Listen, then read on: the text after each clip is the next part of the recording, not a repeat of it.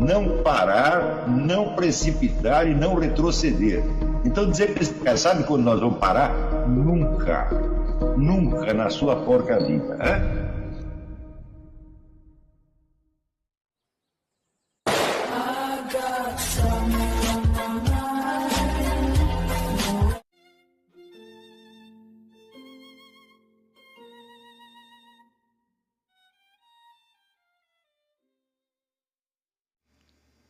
E aí pessoal, tranquilo? Então vem aqui antes do vídeo começar, pedir para vocês se inscreverem, quem não for inscrito, compartilhar, curtir, comentar. Quem puder seja membro do canal, que isso ajuda bastante. Tem também o link do Apoia-se. Quem puder ajudar nosso canal e apoiar financeiramente vai ser muito bem-vindo.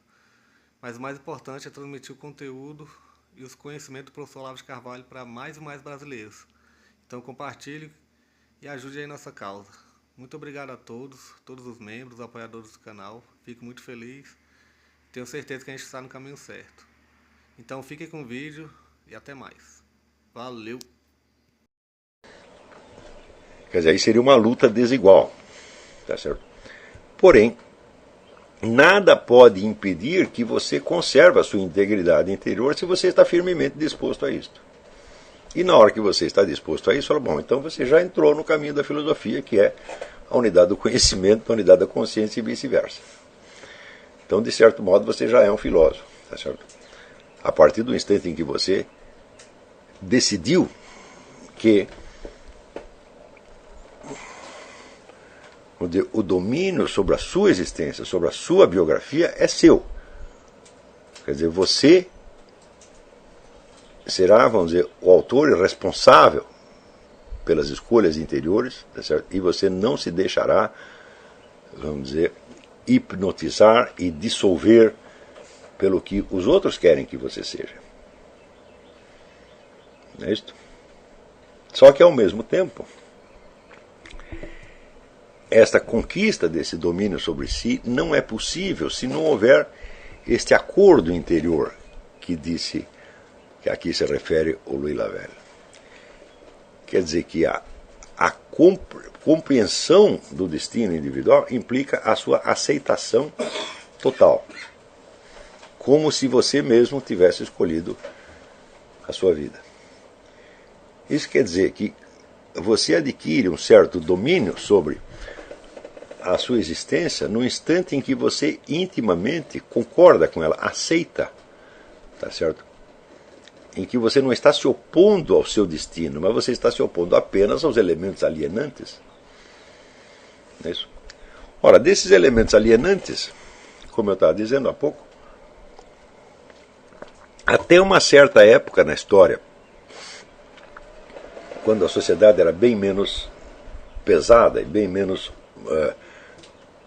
organizada e abrangente, né, do que é hoje, digamos o século IV, tempo de Santo Agostinho, né, podia-se dizer que os elementos alienantes, os elementos dispersantes, eram, sobretudo, aqueles que estão relacionados ali nos 7 pecados capitais, a cobiça, a luxúria, etc, etc. Porém, hoje em dia eu vejo, por exemplo, que pessoas que são movidas pela cobiça, pela luxúria, etc, etc, são em número muito menor do que aquelas que são movidas simplesmente pelo medo e pelo desejo de aprovação. As pessoas que são dirigidas pela cobiça, por exemplo, Zé Dirceu. Quantos Zés Dirceus existem no Brasil? É um número pequeno. Eles estão todos com os bolsos cheios de dinheiro. O que não acontece com a maioria. O Zé Dirceu, para ele fazer o que ele fez, ele precisa ter uma ousadia. Ele precisa ter uma coragem, uma cara de pau. Está entendendo? Quem pode me dar um cafezinho? Então, ele já é, de certo modo, uma pessoa notável, uma pessoa diferenciada. Quer dizer, uma pessoa que não é dirigida pela pressão externa, mas pelos seus próprios objetivos. Eles são objetivos malignos, tá certo? Mas são os dele, afinal de contas. É isso.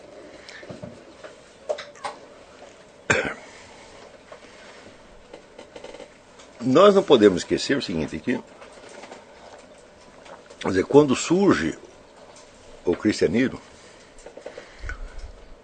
ele surge num ambiente greco-romano, onde os costumes eram de uma baixeza que hoje nós não conseguimos imaginar. Por exemplo, hoje, diante da pedofilia, nós ficamos escandalizados e nós a combatemos como um crime. Ao passo que, naqueles meios, a pedofilia era aceita como um hábito não muito conveniente, porém legítimo.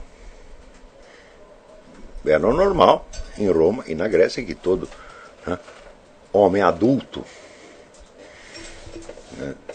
de certo homem de posses tivesse, além das suas amantes, alguns garotos de 14, 15 anos, tá certo? Que o serviam sexualmente. Isso era normal naquela época. Né? Era normal matar as crianças indesejadas. O pai de família romano, se ele não queria um filho, tinha o direito de matá-lo. Não é isso? Vamos dizer, mesmo entre pessoas que tinham recebido, vamos dizer, a mensagem divina, a revelação, os judeus, né, havia costumes que hoje nos parecem absolutamente chocantes. Por exemplo, o sujeito não queria mais a mulher e simplesmente mandava embora. Né? Hoje fala, nós somos contra o divórcio. Bom, mas mesmo o divórcio hoje é uma coisa mais decente. Você comparece com um juiz, você discute as coisas, você vê os direitos, tem que pagar a pensão, etc. Mas naquele tempo, era literalmente um pé na bunda. Muitos desses costumes antigos prevalecem em certas áreas da humanidade. No mundo islâmico, por exemplo, quando o sujeito manda a mulher embora, ele tem autoridade total sobre os filhos. Se ele não quiser, a mulher nunca mais vê os filhos. Entendeu? Então,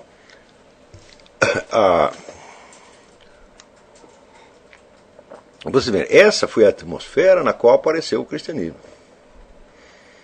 Isso quer dizer que você tinha a pressão do Estado e da sociedade em favor de hábitos e costumes que o cristianismo condena. Passados 2000 anos, muita coisa da moral cristã se incorporou nas leis e no próprio Estado. Está compreendendo? De modo que a infração, que independente da sua religião pessoal, a infração dessas leis morais traz a você um castigo terrível. Por exemplo, se você pratica pedofilia,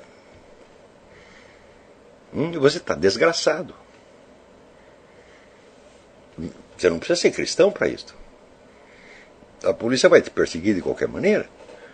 E os seus vizinhos vão te rejeitar. A sua mulher não vai querer mais olhar para a sua cara. Você está desgraçado. Não é isso? Do mesmo modo, o adultério, que é uma coisa, sem dúvida, muito menos grave do que a pedofilia.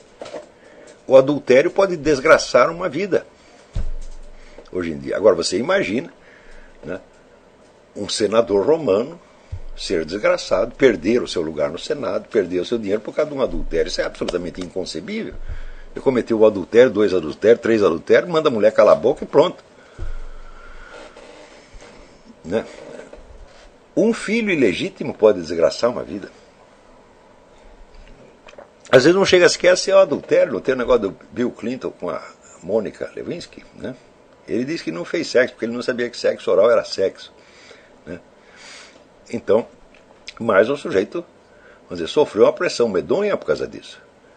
Você vê durante as eleições americanas, a Sarah Palin, né, levou tomate e pedrada de tudo quanto é lado, não porque ela teve um filho ilegítimo, mas porque a filha dela estava grávida de um outro sujeito, sem ser casada.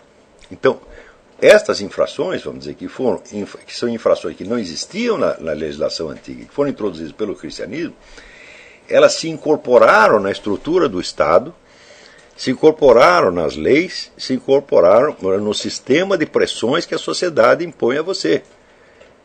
Então isso quer dizer que, comparado com o cidadão greco-romano, nós hoje somos pessoas excepcionalmente bem comportadas e tímidas. Estão compreendendo? As pessoas que têm, vamos dizer, um direito, entre aspas, de levar uma chamada vida desregrada, são apenas camaradas muito ricos, ou intelectuais, ou filhinhos de papai. Os outros não, os outros têm que se comportar direitinho. Mesmo entre os muito ricos, só os ricos anônimos têm o direito de fazer isso. Porque se você tem um cargo público, por exemplo, acabou o seu direito. Não teve outro dia o governador da onde? O governador de Nova York foi pego no hotel com uma prostituta. Pronto, acabou a carreira do homem. Você imagina isso acontecer a Júlio César. Júlio César confessava abertamente que ele obteve o seu primeiro cargo público dando para um sujeito. E ele contava isso para todo mundo, se orgulhava, falava, eu queria o cargo, fui lá, dei para ele, e ele me deu o cargo. Vocês leem o Suetônio, a história dos 12 Césares, para vocês terem uma ideia do que eram os costumes sexuais na antiguidade. Quer dizer, a lei cristã ela veio para acabar com isto. Passados 2000 anos, como muito dessa lei se incorporou no sistema jurídico do Estado, você não precisa mais ser cristão para você estar submetido a esta pressão. Você já nasce no meio delas. Estão compreendendo? Então, quer dizer, o medo de você ser marginalizado, ser destruído socialmente, por causa da mais mínima infração disso aí, é hoje infinitamente mais presente do que o desejo de cometer certos pecados da carne. Estão compreendendo? Então, eu digo, não é mais a sua cobiça e sua luxúria que vai afastar você de você mesmo. É o medo que você tem da cobiça e da luxúria. Você não é sincero o suficiente com você mesmo, sequer para você ter cobiça e luxúria. Você está muito alienado. Então, aí, por exemplo, veja, a instituição vamos dizer, da família, tal como é hoje concebida, foi uma grande vitória, né, que a igreja obteve para a população de escravos romanos. Porque o escravo romano não tinha direito de ter família. Para eles procriarem, assim, juntava uma vez por ano, juntava, né, um bando de homem com um bando de mulher, era uma macro suruba, tá certo? E daí nasciam as crianças e ninguém sabia quem era filho de quem, tá certo? E portanto você, não tendo família, seus filhos não tinham direito à herança. Isso aí durou séculos. Então a igreja insistiu que as pessoas pudessem, as pessoas, vamos dizer, de muito baixa extração social, ou os soldados inimigos feitos prisioneiros, ou qualquer pessoa que vivesse a condição de escravo pudesse ter família. E isso foi, evidentemente, uma grande conquista para essas pessoas. Tá certo? Quando se criou, já na Idade Média, a figura do servo da gleba, a situação do servo da gleba em relação ao escravo romano já era infinitamente melhor, era paradisíaca, porque a única diferença do servo da gleba é que ele não podia sair daquela terra, ele tinha que cultivar aquela terra, e uma parcela do que ele colhesse da terra pertencia ao dono da terra, tá certo? Mas o dono da terra, por sua vez, não podia mandá-lo para fora, mandá-lo embora. Então por isso chama o servo da gleba. A sua vida depende desse pedaço de terra, tu não pode sair daqui. Mas você pode ter família, você lega aos seus filhos o direito sobre essa terra e assim por diante. Então já é uma situação muito mais humana que a do escravo romano, tá certo? A valorização cristã da vida de família, em grande parte, foi por causa disso. Tá certo? Quer dizer, não podemos dizer que para o cristianismo a vida de família seja um valor absoluto, porque ela coloca muito acima, por exemplo, a vida do monge. Se o sujeito decide ser monge, ele tem um mérito maior do que se ele decidir criar uma família, mas a família é um valor que o cristianismo reconhece. Tá certo? Porém, à medida em que surge o moderno direito de família, tá certo? Em que todas as relações humanas, né, começam a ser mediadas pelo Estado, note bem, o casamento civil é uma coisa moderna, século XIX, meu filho. O século XIX que espalhou, né, não que não existisse totalmente antes, mas foi o século XIX que transformou o casamento civil numa obrigação universal, né? Antes o nego casava na igreja, está tudo bem. E um pouco antes disso, nem casava na igreja. Por quê? Para a igreja, existem 7 sacramentos, dos quais 6 são oficiados pelo sacerdote, e o último, que é o sacramento do matrimônio, é oficiado pelos próprios noivos. Então quer dizer que se eles estão vivendo juntos e tiveram filhos, etc., eles já estão casados. E a igreja simplesmente reconhecia isto. Então quer dizer, mesmo a ideia de casar na igreja já é um pouco mais recente. Mas o casamento civil é mais recente ainda.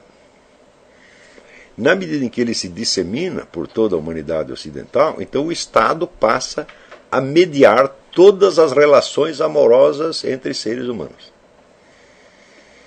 Quer dizer, você veja o tremendo potencial de alienação que se introduz aí. Né?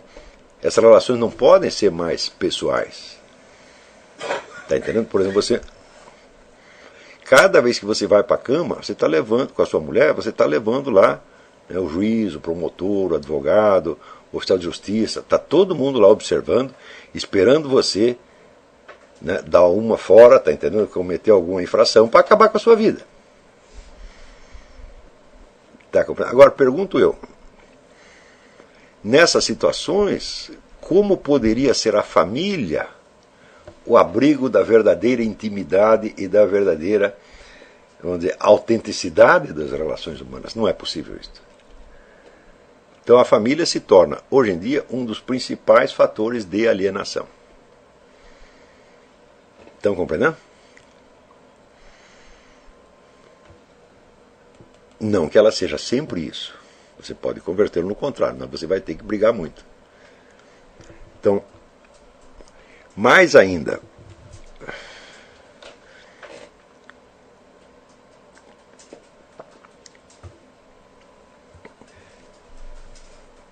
vários elementos da moral cristã que se incorporaram na legislação civil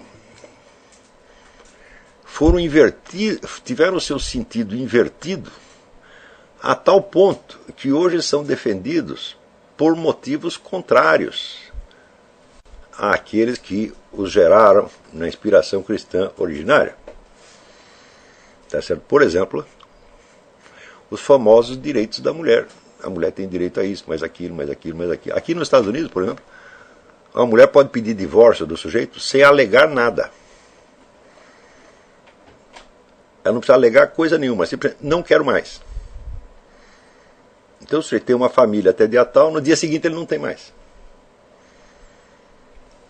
E ela faz isso porque ela é cristã? Não, ao contrário. Está compreendendo? Quer dizer que aquilo que apareceu como um valor cristão, de defesa da família, porque a família simboliza as relações entre a igreja e Nosso Senhor Jesus Cristo, adquire um valor autônomo, tá certo? E passa a funcionar movido pelos valores contrários. Quer dizer, a vaidade feminina, o orgulho feminino, o desejo feminino de poder, tá certo? Sustenta a família hoje. Está compreendendo? Note bem, qualquer pai de família ele se sente obrigado a manter um certo padrão de vida para a sua família, porque senão ele pode perder a família. É? Vocês já mediram o quanto isso é desumano? O sujeito simplesmente é azarado, ele não consegue um emprego bom, etc, etc. Então, chega uma hora que a mulher diz, estou com o saco cheio, eu não quero mais este pobretão. Vai no juiz e avisa, ó, estou indo embora. Você já imaginou o poder de pressão alienante que esta mulher tem sobre o marido? É uma coisa terrível, né? Está entendendo? Do mesmo modo, mais forte até do que a pressão da família, é chamada pressão dos pares. Essa é a pressão dos colegas, sobretudo quando você é jovem, na escola. Aí eu não preciso dizer muito, porque eu consegui resumir tudo em uma laude e meia no artigo O Imbecil Juvenil. Não é isso? Então, o jovem, 14, 15 anos, ele teme infinitamente mais a opinião dos seus colegas, porque ele sabe que deles depende o seu futuro, é entre as pessoas desta geração que ele vai desenvolver as suas atividades. Ele teme muito mais os seus colegas do que os seus pais, do que a autoridade dos pais. Mas ainda os pais nunca estão contra ele, os pais só, vamos dizer, só querem defendê-lo no fim das contas, tá certo? Então, vamos dizer, ele cede toda a sua dignidade, todos os seus valores interiores, etc., em troca da aprovação do meio social juvenil, que é frequentemente cruel e implacável. Vocês viram, por exemplo, essa instituição do trote nas escolas, nas universidades. Né?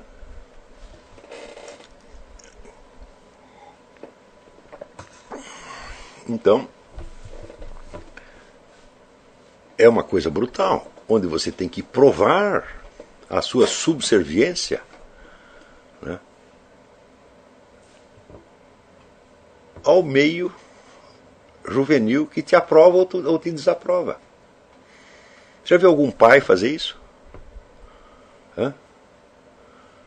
Ó, meu filho, para eu aprovar você, para eu te dar a tua mesada, você precisa consentir que eu raspe seu cabelo, te pinte de verde, tá certo? Né? Passa alcatrão em você, encha você de pena de galinha, te faça de ridículo. Nenhum pai exige isso, mas os colegas exigem. E você, pelo amor desses colegas, você faz tudo o que eles quiserem. E você vê que isso é uma instituição considerada legítima na nossa sociedade. Então, isso é para vocês medirem a quantidade de pressões alienantes que tem sobre vocês hoje. É uma coisa monstruosa. Agora, se você se voltar contra tudo isso, o que acontece? Nada. Se você não aceitar nada disso, tá certo?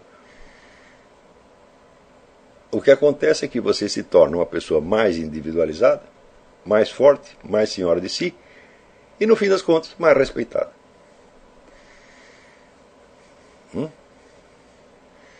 É só, o castigo é esse, mas as pessoas não sabem, elas pensam que elas vão ser realmente destruídas.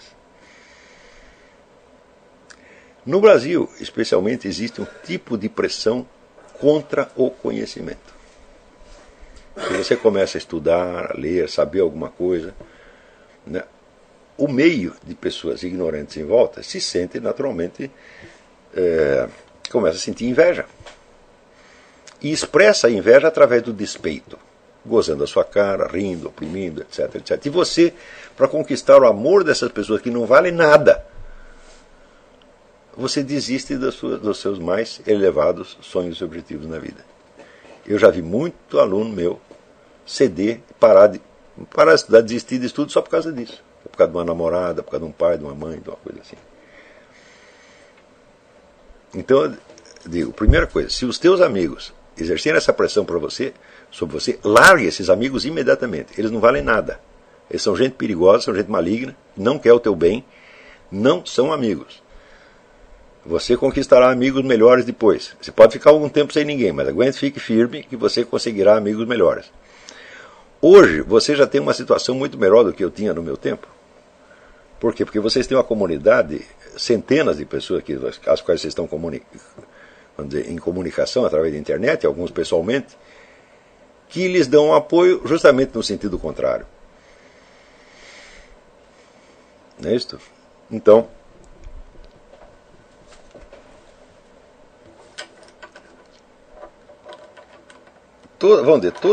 você não pode esquecer que todos esses elementos antagônicos, eles não existem só fora. Eles já foram internalizados, eles estão dentro de você. Né? Há, por assim dizer, uma voz interior sua que advoga em favor deles e contra você. E este é o problema. Você não precisa vencer a sociedade materialmente, você apenas precisa vencer, vamos dizer, o advogado dela que está falando dentro de você a favor dela e contra você. Quer dizer, quando Cristo disse que o homem não foi feito para o sábado, mas o sábado foi feito para o homem, você nunca pode esquecer isso aí. A sociedade foi feita para servir os indivíduos concretos e reais, e não eles para servir a sociedade. Você não tem dever nenhum para com a sociedade que esteja acima dos seus deveres para com a sua própria consciência e para com Deus, se você acredita nele. Agora, prepare-se, porque você vai ter que defender a sua posição. Não tanto contra as pessoas, mas contra o seu próprio instinto alienante. Estão me acompanhando? Muito bem. O número de pessoas que se interessam por assuntos filosóficos, tá certo? Ou se interessam por literatura, ou por política, etc., que leem livros é muito grande. Tá certo? Porém, destes, o número de pessoas verdadeiramente capacitadas para estudar filosofia é muito pequeno.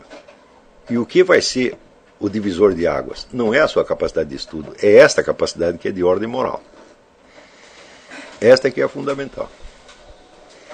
Se você não tem, você tem que graduar os seus estudos para fazer a quantidade, a pessoa pergunta, quanto eu devo estudar? Você que vai graduar. A sua capacidade de estudo e a sua quantidade de conhecimento tem que ser graduada conforme a força moral que você adquiriu. Não mais. Por quê?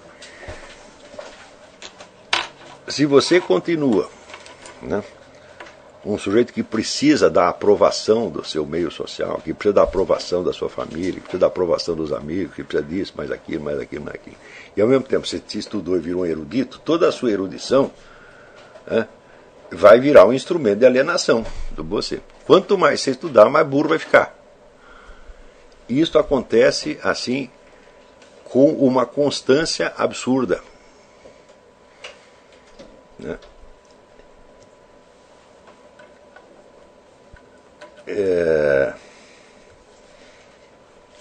Eu tenho um aluno que uma vez me escreveu o seguinte: olha, eu estou lá estudando filosofia em tal lugar, assim, assim, assim, e o chefe do departamento é uma besta quadrada, é isso, mais aquilo, ele vive me impondo besteira, mas eu não falo nada, por quê? Porque eu preciso da assinatura dele para eu conseguir sei lá, uma bolsa não sei aonde. Eu respondi para ele: então tu não fale mais comigo. Porque se a tua carreira universitária é mais importante do que a sua integridade moral, você nunca vai ser um filósofo. Você vai ser mais um farsante. Você vai ser mais um, né, Zé Arthur Janotti, mais uma Marilena Chauí, mais um Emir Sader, mais um desses aí, tá entendendo? E note bem, não estou falando de pessoa da esquerda não, porque isso aqui é, vamos dizer, esse tipo de sacanagem não é monopólio da esquerda não, tá certo? Então,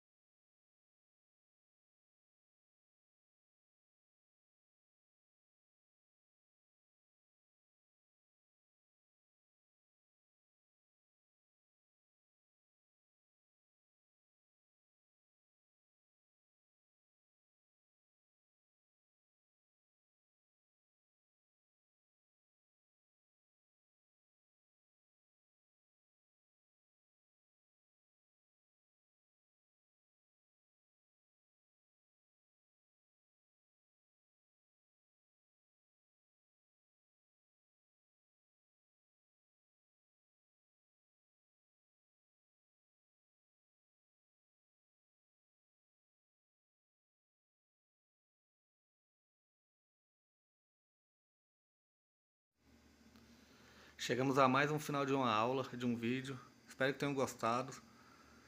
Quem não se inscreveu ainda, se inscreva, compartilhe, comente. Ajude o nosso canal, apoie, seja membro. E ajude o nosso canal a chegar a cada dia a mais brasileiros que precisam muito do conhecimento do professor Olavo de Carvalho. Então é isso aí, fique com Deus, até o próximo. Valeu! Então é isso aí, pessoal. Que é o nosso canal. Que são alguns livros que eu já li. A maioria foi doação, mas alguns eu adquiri, professor Olavo de Carvalho. Alguns livros se perderam aí que eu emprestei. Professor Alexandre Costa. A Bíblia Sagrada. 10 lições sobre Karl Marx. Indico a não ler esse livro, que é muito ruim mesmo.